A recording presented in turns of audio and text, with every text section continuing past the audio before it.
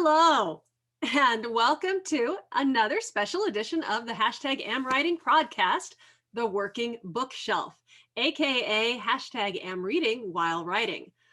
No, hashtag Am Reading About Writing, but you could read while writing. I mean, if you can do that, I think that would be hard. Okay, sorry. I am KJ Dell'Antonia, New York Times bestselling author of The Chicken Sisters and How to Be a Happier Parent, and a former editor at the Times. I am laughing at my friend KJ. I'm Jennie Nash. I'm an author, a book coach, an entrepreneur, and creator of the Book Coach Certification Program at Author Accelerator. In every episode of this series, Jennie and I will discuss and debate a pair of popular books on writing, focusing on a specific topic like structure, editing, creativity, characterization, productivity, things like that. We're going to tell you why these books are our favorites, then engage in heated debate over which is better in our Fight Me segment before we get sidetracked into a discussion on the topic itself, which always happens. The result will be our usual actionable, inspirational advice that will help you get your work done, whether you're just getting started, changing genres, or you're a seasoned pro. So today we're talking about books that you turn to when you want to feel less alone as a writer, and we refer to them as writer comfort reads. And the book that I am championing today is the beloved classic Bird by Bird by Anne Lamott. Yeah. Hard to argue with that one. I went back and forth and back and forth and back and forth between Stephen King's On Writing, which everyone knows that I love, and I absolutely do. But in the end, for pure solid comfort, I just had to go with Carolyn See's Making a Literary Life. I adore this book. This is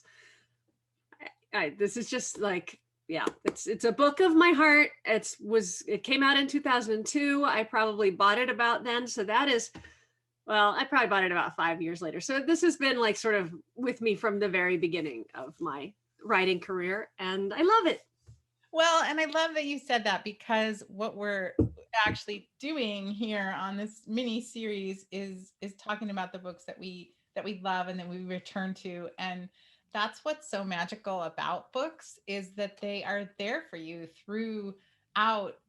I mean, I'm a huge fan of actual hardback books you can hold in your hand, because I can look at the cover and just that book can bring me comfort even just looking at the cover of it. I actually saw a post the other day on Facebook where somebody had posted, for some reason, the old cover of A Wrinkle in Time.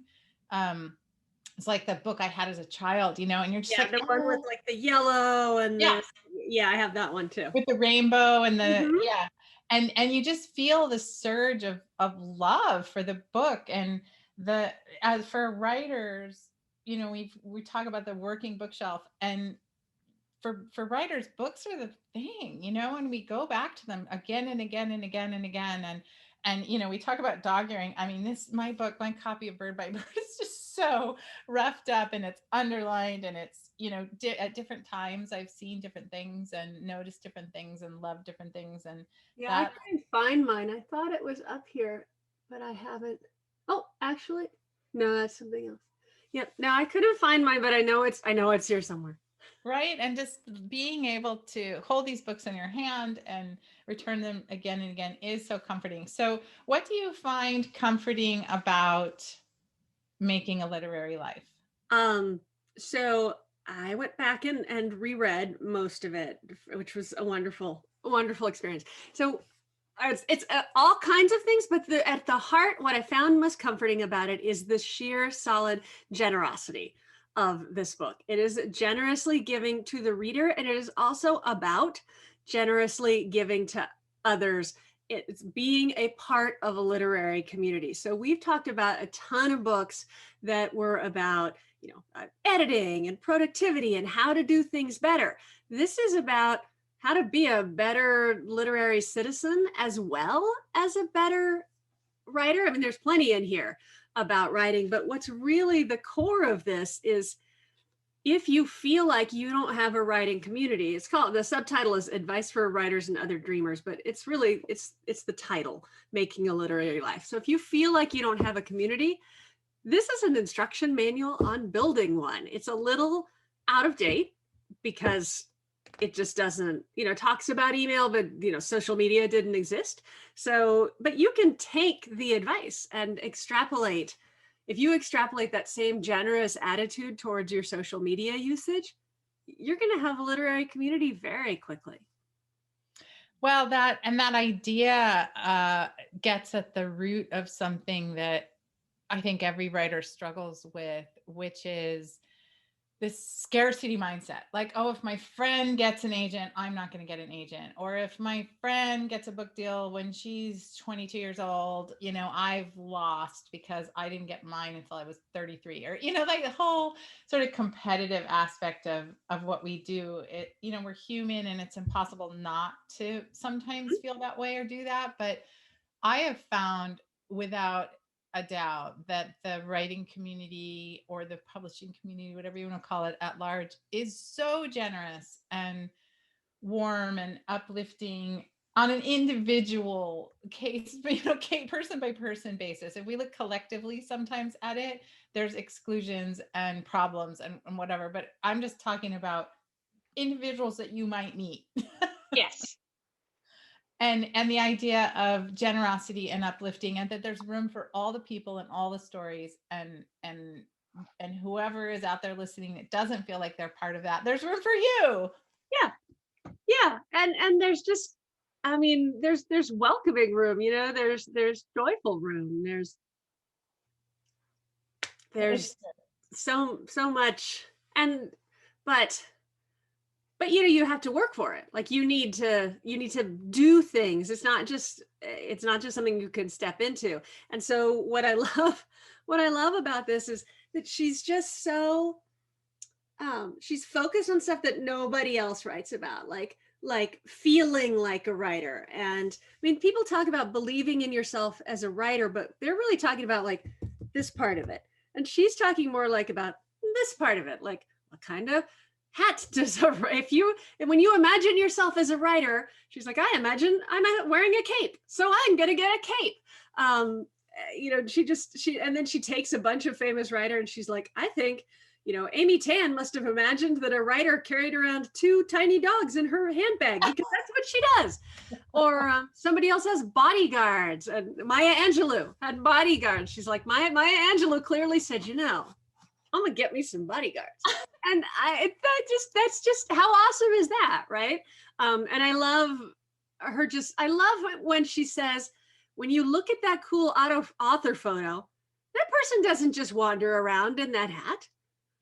Or maybe they do, but it's because they thought about it. They thought, I know writers wear, this hat. And I think we all feel like, well, I have to work for it, but everybody else just does it naturally.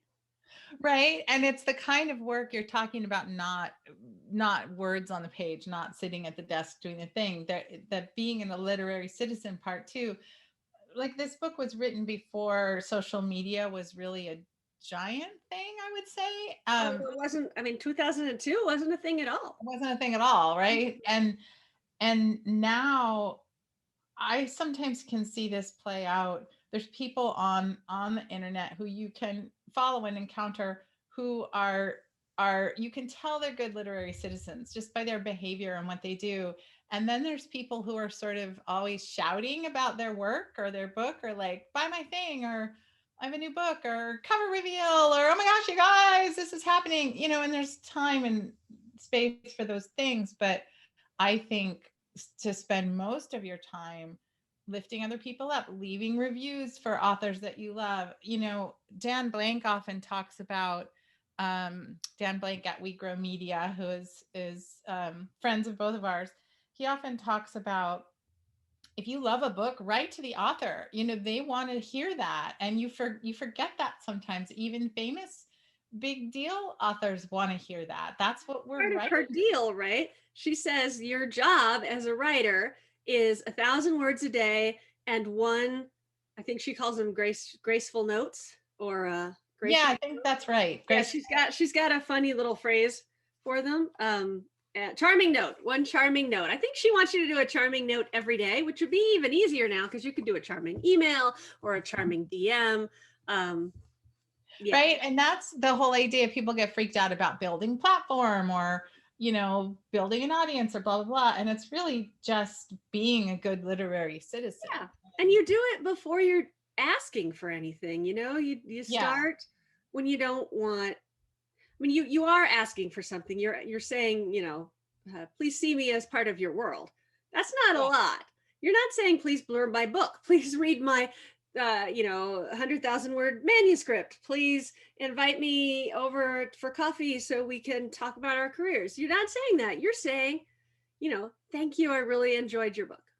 Right. Or thank you. I really enjoyed the podcast you were on. Yeah. Or, and it makes such a massively big difference when you then want to actually approach somebody that for a favor, which is completely fine. The world works by relationship and networking, but the difference, like I've built a lot of relationships by being a super fan of people and retweeting everything that they tweet and thanking them constantly for the thing. I don't want to say who I'm doing this to right now because I'm embarrassed, but there is somebody that I'm doing this to right now a little bit consciously because I loved their book and I kind of want to be their best friend. And so the way that I'm starting that is just by responding to the things they do. And it's funny because you feel a little bit like, I don't know, it feels awkward sometimes, but then that person often will write you back and say, thank you so much for all the retweets. It's so awesome. Or I'm so glad that you enjoyed the blah, blah, blah. And that's being a literary citizen, is just being engaged with what people are actually doing and, honestly and happily engaged with what they're doing. Yeah, no, I just, so, and the funny thing is that she quotes Bird by Bird in here. She does? I found it the other day. A little bit. She even a little bit kind of disagrees. Wait, when was Bird by Bird published? Now I'm gonna look it up. The year before. Oh my gosh, 1994. Wow. I didn't realize that. Well, yeah, 1994. So let's talk about Bird by Bird because what you just said is actually very interesting to me, that she disagrees with some things, because there are a lot of things in Bird by Bird that I, as a book coach and a trainer of book coaches, that I disagree with as well. And yet I adore this book. And I think that's a really interesting thing. So some of the things I disagree with are some of the famous things from this book, like the shitty first draft. I feel like Anne Lamott invented that idea, even though I know she didn't. But the way she says it, the way she talks about it, everybody pins it to her. And the shitty first draft can be an awesome thing for some people in some places at some times, but it's also often a massive waste of time.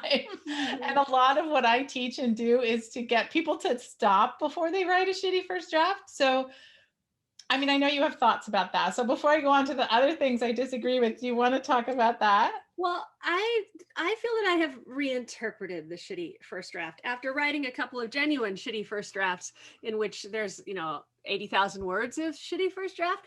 I have decided that whether or not this is what Anne Lamott meant, this is going to be my interpretation of it, that I'm going to write an intentionally shitty first draft next time, by which I mean, it's going to be like basically a first draft of pre-write.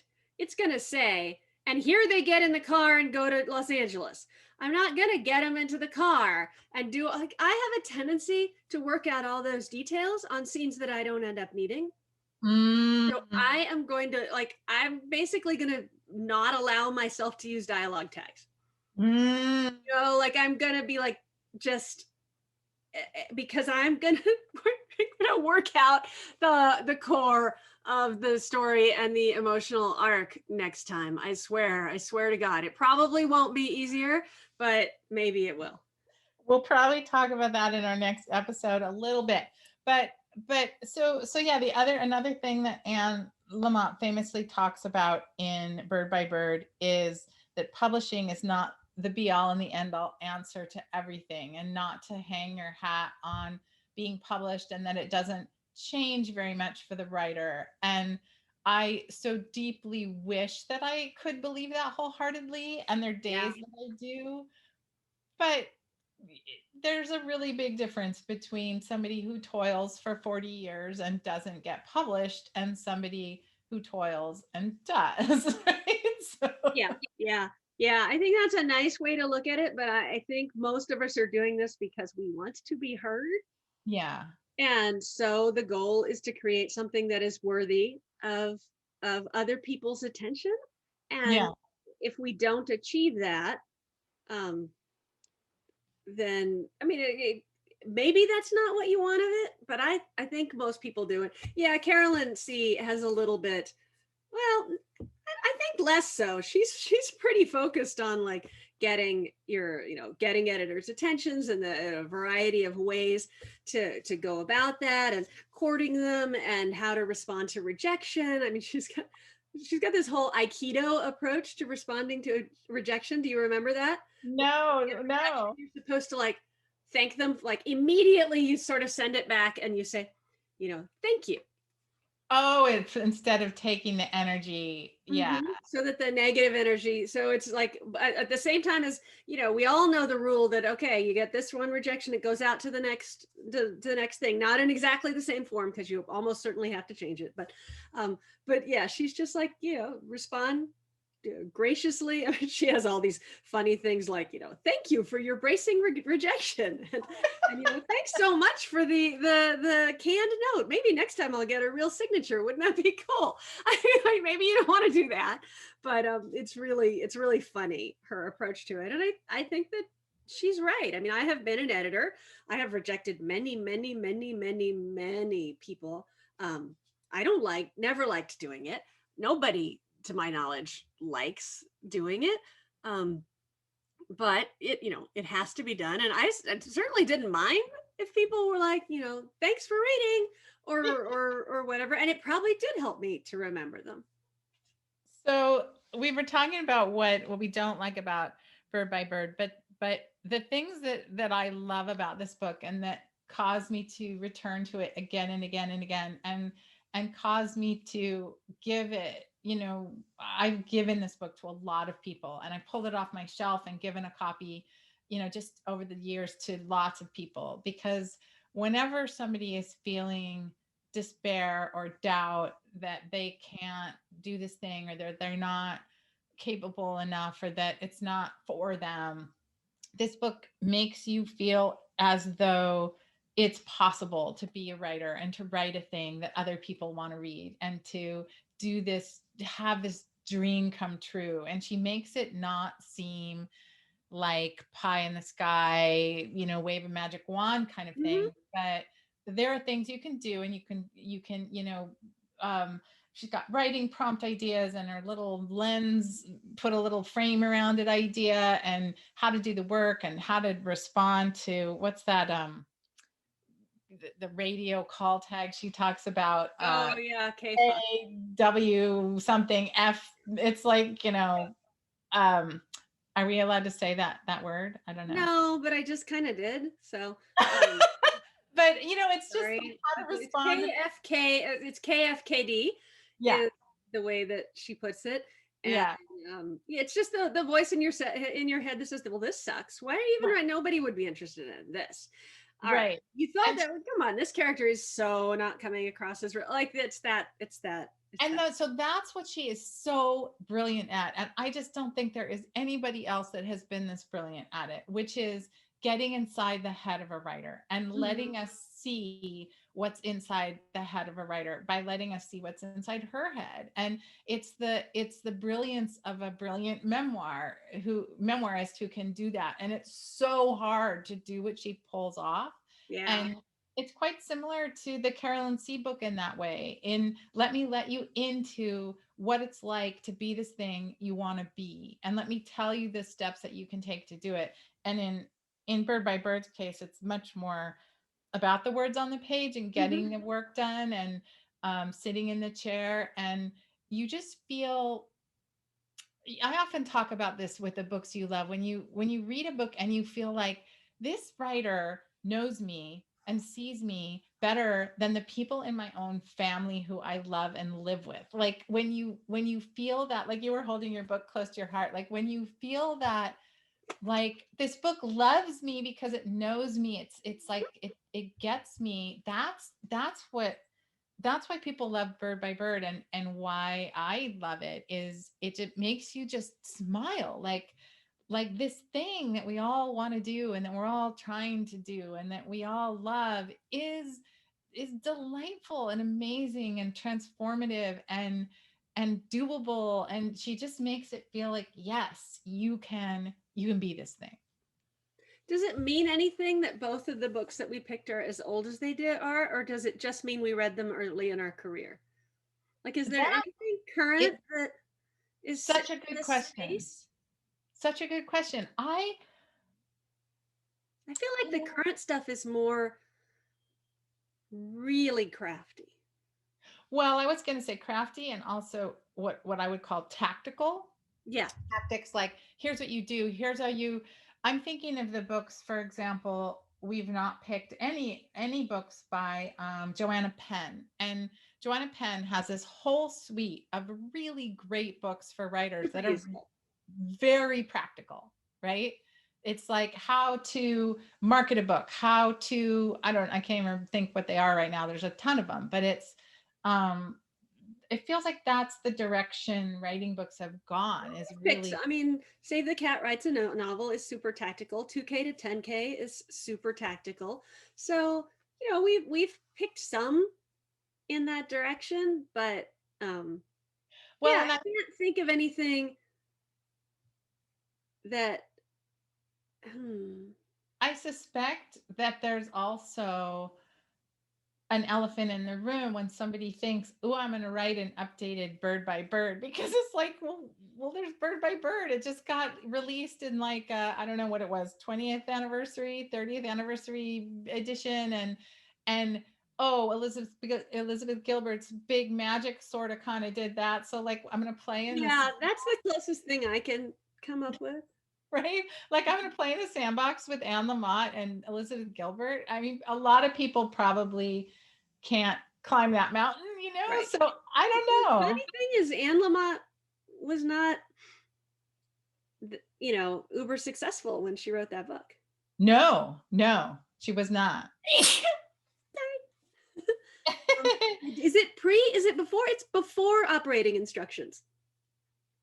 It was her. I think it was her first. I think it was her first one. I'm just gonna look. Her first memoir. At She the had novels at that point. Yeah, oh gosh, yes, it was after Operating Instructions. was it? Okay. It was her sixth book.